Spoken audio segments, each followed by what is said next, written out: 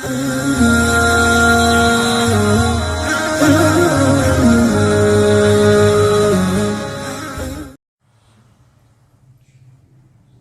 علیکم ورحمۃ اللہ وبرکاتہ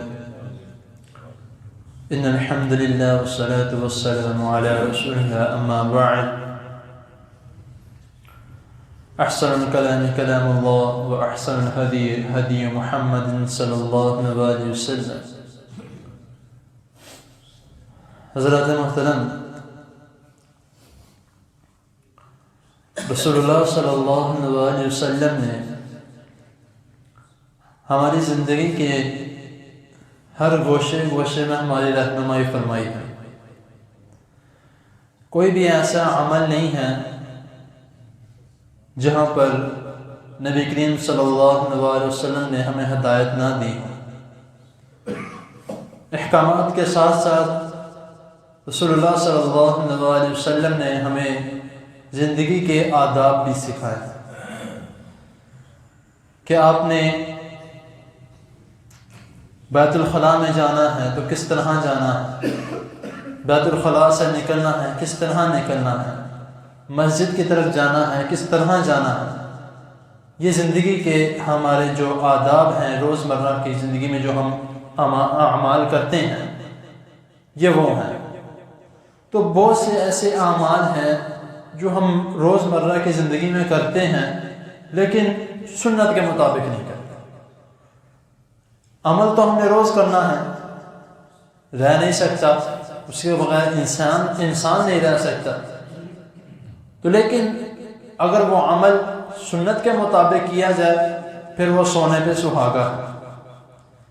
تو اسی لیے بہتر یہ ہے کہ جو بھی عمل کیا جائے، چھوٹے سے چھوٹا عمل کیوں نہ ہو، اس کو سنت کے مطابق 100% اس کو کیا جائے تو انشاءاللہ تعالی وہ کام بھی ہو جائے گا اور اس کے ساتھ ساتھ ثواب بھی مل جائے گا۔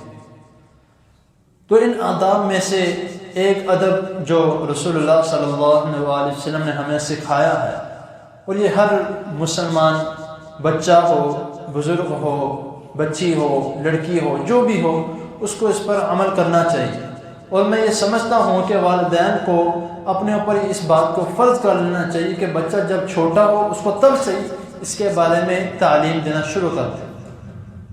وہ کون سا علم ہے، وہ کون سی تعلیم ہے جس کے متعلق میں کہہ رہا ہوں۔ صحیح مسلم میں یہ حدیث موجود ہے، حدیث نمبر 5259 میں 5259 میں کہ حضرت حذیفہ رضی اللہ تعالی عنہ بیان کرتے ہیں کہ رسول اللہ صلی اللہ علیہ وسلم نے فرمایا کہ جو شخص اپنے کھانے پر بسم اللہ نہیں پڑھتا تو شیطان یہ حلال سمجھتا ہے کہ یہ کھانا جو ہے میرے لیے حلال ہے، وہ اس کو ساتھ بیٹھ کے کھا لیتا ہے۔ اب ہم کھانا بھی کھاتے ہیں، وہ کھانا کھانے سے پہلے اب ہم کیا کرتے ہیں، معذرت کے ساتھ ٹی وی لگا لیتے ہیں، موبائل ہاتھوں میں ہوتا ہے، سارے گھر والے ایک جگہ میں بیٹھے ہیں لیکن اپنے اپنے موبائلوں میں مست ہیں۔ کھانا کا پتہ نہیں منہ میں جا رہا ہے یا ناک میں جا رہا ہے، بچے کو فیڈر پلا رہے ہیں، بچے کو دودھ پلا رہے ہیں تو بھی موبائل میں لگے ہوئے ہیں، بچے کا پتہ نہیں فیڈر کس طرح پی رہا۔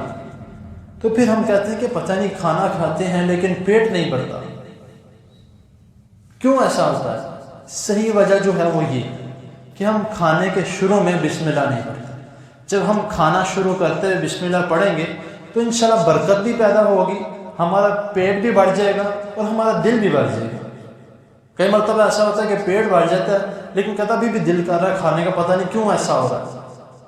تو اسی لیے رسول اللہ صلی اللہ علیہ وسلم نے یہ آداب زندگی ہمیں سکھایا ہے کہ جب یہ ان اعمال کو آپ کرو گے تو انشاءاللہ آپ بالکل فرسٹ کلاس رہو گے۔ اور جب یہ آزمائی ہوئی بات ہے کہ جب ہم بسم اللہ پڑھ کے کھائیں گے تو انشاءاللہ تعالیٰ کوئی بیماری نہیں ہوگی اس کھانے سے، کیوں؟ کیونکہ اس میں ہم نے اللہ کا نام لیا ہے، اور جس جہاں پہ اللہ کا نام لیا جائے اس میں برکت بھی ہے، شفا بھی ہے، رحمت بھی ہے، ہر چیز اس میں آ جاتی ہے۔ تو اسی لیے یہ اپنے اوپر یا اپنے گھر والوں کے اوپر یہ فرض کر دیں اور بلکہ حکم دے دیں کہ رسول اللہ صلی اللہ علیہ وسلم نے حکم دیا ہے تو یہ لازمی کرنا۔ اپنے بچوں کو سکھائیں، اپنے گھر والوں کو سکھائیں کہ جب سارے بیٹھتے ہیں تو موبائل چھوڑ دیں، بسم اللہ پڑھ کے کھانا شروع کرے، کھانا کھانے کے بعد جو مرضی کرتے رہے، میں روک نہیں رہا، لیکن بسم اللہ کھانے کے وقت لازمی پڑھیں۔ تو ایک دو انشاءاللہ اس کے متعلق اور بھی مسائل ہیں، وہ میں اگلا اللہ تعالیٰ نے زندگی دی تو انشاءاللہ اللہ تعالیٰ کی توفیق سے وہ میں بیان کروں گا۔